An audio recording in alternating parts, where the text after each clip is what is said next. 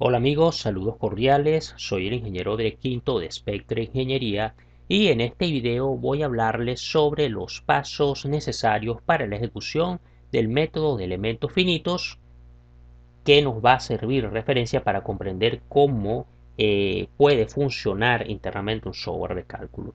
Lo primero es suponer un campo de desplazamiento. ¿Qué es esto de suponer un campo de desplazamiento? Bueno, esto es suponer una ecuación que me representa el campo de desplazamiento. Tan sencillo como eso. Por ejemplo, el software Stack Pro establece o usa este campo de desplazamiento. Una ecuación U sub x, tenemos x cuadrado más y cuadrado, utilizados variables porque estamos hablando de un elemento laminar, un elemento plano.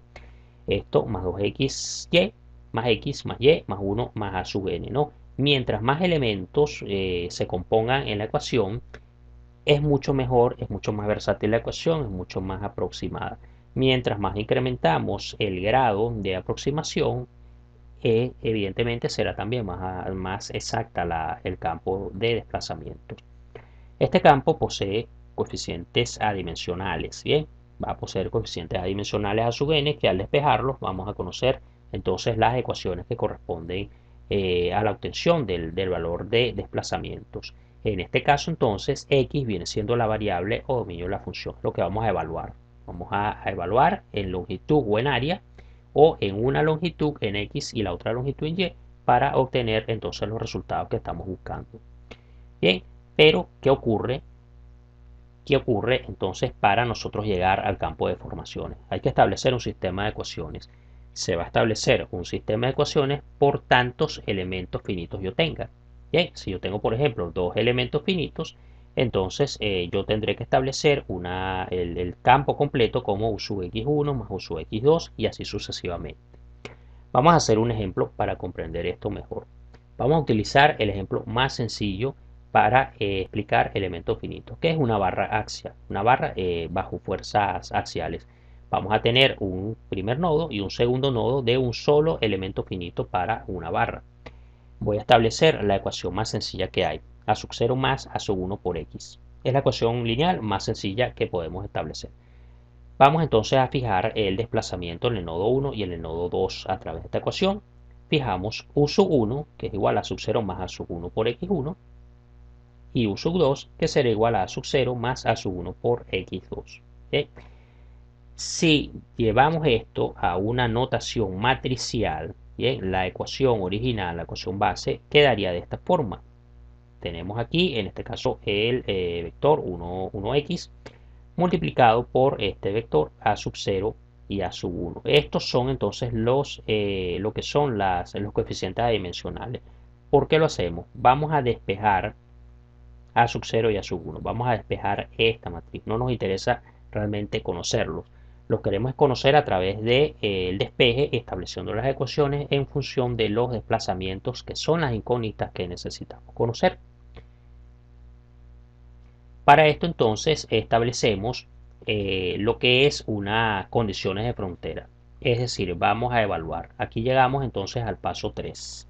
Vamos a obtener las ecuaciones de formas, ecuaciones de interpolación para poder evaluar el elemento estructural.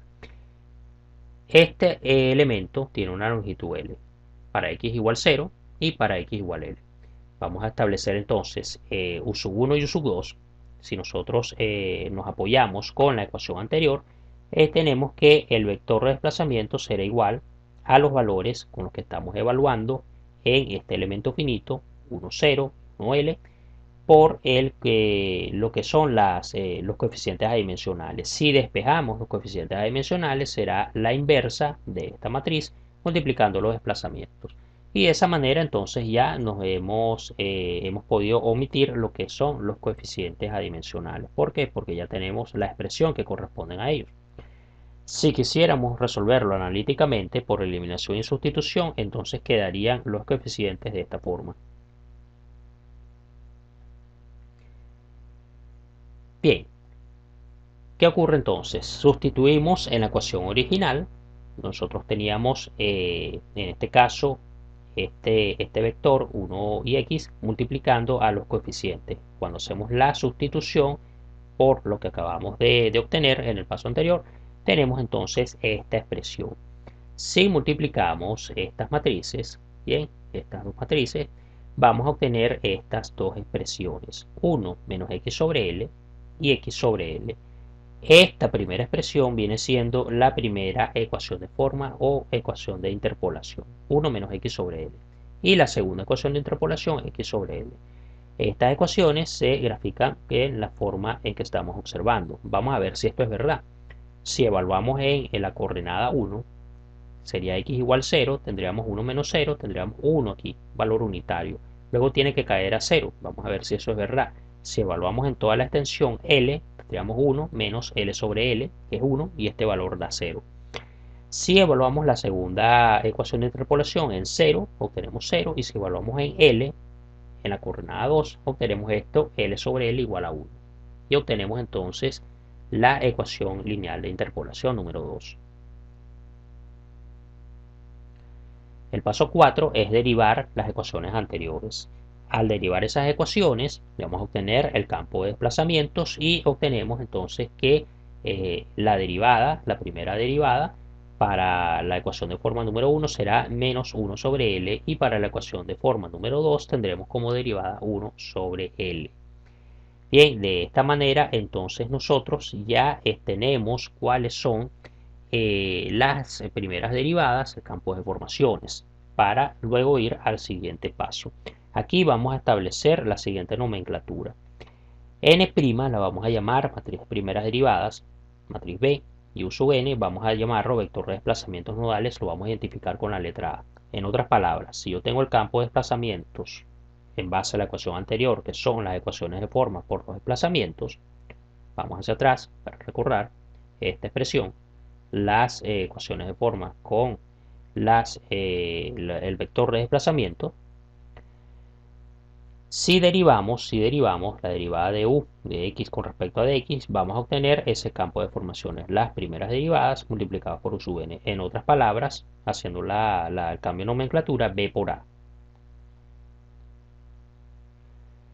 Y luego vamos a obtener ese campo de esfuerzos multiplicando el campo de formaciones por las propiedades materiales. En este caso, como estamos analizando una barra bajo únicamente carga axial, entonces vamos a utilizar dentro de esas propiedades materiales y mecánicas lo que es el módulo de elasticidad y el área que corresponde a esa barra. Entonces vamos a tener una matriz de propiedades materiales que denominamos con la letra D.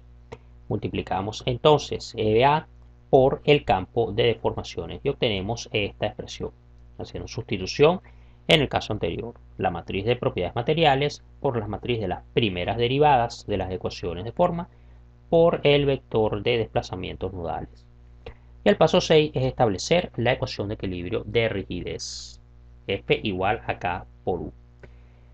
Este paso se resuelve de varias maneras, por principios de trabajo virtuales, por método de Ruiz o por método de Galerkin, que por cierto se considera el método antecesor al procedimiento de elementos finitos. De esta forma vamos a hallar una matriz de rigidez junto con los vectores de fuerzas externas y nodales y desplazamientos de U, que en este caso vienen siendo las incógnitas. Bien, no vamos a entrar en detalle en la aplicación del procedimiento, pero por ejemplo, si aplicamos métodos de trabajo virtuales, podemos llegar a la solución de esa ecuación. La matriz de rigidez será entonces la integral de 0 a L del elemento finito que está establecido para estas expresiones. Tenemos B, que es la matriz de las primeras derivadas de las ecuaciones de forma. La transpuesta de B multiplicado por la matriz de las propiedades materiales multiplicado otra vez por la matriz de las primeras derivadas de las ecuaciones de forma de x. Y si replanteamos la ecuación considerando el campo de fuerzas externas, la ecuación final queda K por U, matriz de rigidez por desplazamiento menos F, que son en este caso, las fuerzas externas, igual a las fuerzas nodales. Bien, y esta ecuación se resuelve mediante integración numérica por cuadratura de Gauss. Eso es el procedimiento general que se ejecuta en el proceso de elementos finitos.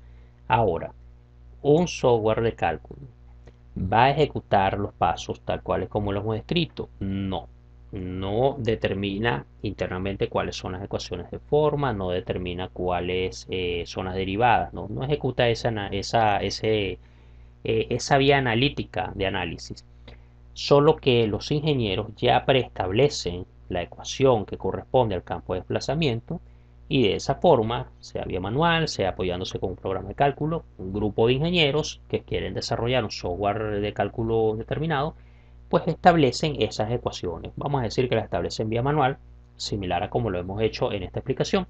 Y una vez conocidas las ecuaciones que corresponden al campo de desplazamiento, el sistema de ecuaciones que corresponden a lo que es las incógnitas por cada elemento finito, lo que son las ecuaciones que se determinan para la interpolación.